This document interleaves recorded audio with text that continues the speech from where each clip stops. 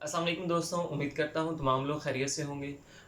तो जिस तरह के डिस्क्रिप्टिव टेस्ट जो है वो तमाम पोस्ट का हो चुका है और कई लोग जो हैं वो मुझे मैसेजेस कर रहे थे अबाउट साइकोमेट्रिक टेस्ट की उसकी प्रिपरेशन कब करवानी है और कैसे करवानी है।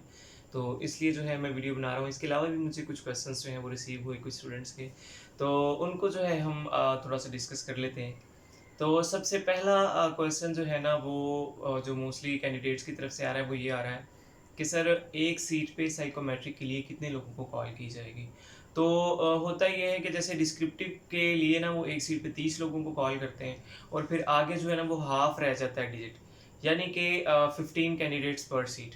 तो आगे जो है 15 लोगों का, यानी कि जिन लोगों का भी डिस्क्रिप्टिव टेस्ट हुआ है तो मोस्टली चांसेस यही हैं, 50% चांसेस यही हैं कि वो नेक्स्ट फेज़ के लिए क्वालिफाई कर जाएंगे। हर दो में से एक बंदे ने जो है वो अगले फेज़ के लिए क्वालिफाई कर जाना है। तो जो डिस्क्रिप्टिव वाला मरहला था वो ज़रा मुश्किल था, क्योंकि इस बार एक तो सीट्स भी कम थी और दूसरा जो है पेपर भी इसी तरह के थे। तो खैर कोई तयन नहीं हुआ कि मेरिट कितना बना और कितने वालों को उन्होंने बुलाया। तो हम लोगों ने तो अपनी थीरीज़ दी हुई थी, कई लोगों ने।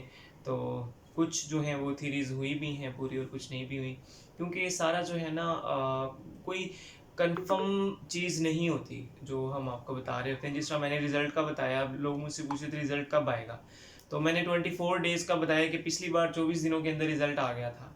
लेकिन इस बार जो है बीच में रमज़ान आ गया था, तो वो रमज़ान वाला पूरा टाइम पीरियड उन्होंने गुज़ार लिया। तो रमज़ान को अगर हम बीच से निकाल लें तो फिर वही 3 साढ़े 3 हफ़्ते के अंदर रिज़ल्ट आ गए, क्योंकि रमज़ान में ग़ालिबन उन्होंने ना काम रोक लिया था रिज़ल्ट का।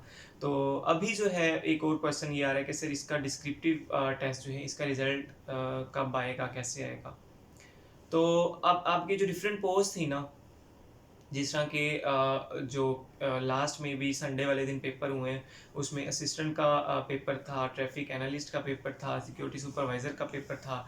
तो उन लोगों के बाद में हुए और उससे पहले जिन लोगों के रिज़ल्ट आ चुके थे, यानी कि एलडीसी, यूडीसी, ऑपरेटर स्पेशल हो गया और सब इंस्पेक्टर हो गया और असिस्टेंट डायरेक्टर। तो इन लोगों के पहले जो हैं वो रिज़ल्ट आ गए थे और पहले ही इन लोगों के टेस्ट भी कंडक्ट हो गए थे।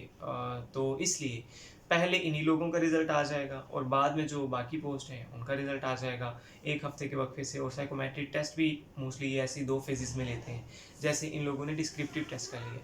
तो ख़ैर इस बार एक हाँ, प्लस पॉइंट ये हो गया था आप लोगों का, थ्योरी गलत भी साबित हो जाती है ना कुछ।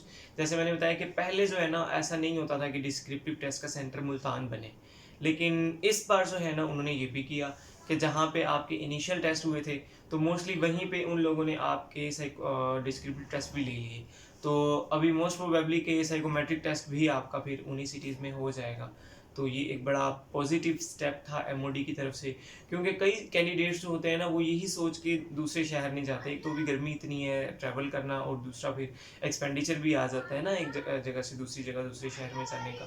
तो ये मैं समझूंगा एक बहुत पॉजिटिव स्टेप था एमओडी का कि उन्होंने अपने ही सिटीज़ में, ख़ासतौर पे मुल्तान वालों के लिए तो ये बड़ा पॉजिटिव था कि यहीं पे उन्होंने टेस्ट कंडक्ट किए और लोगों को लाहौर नहीं जाना पड़ा।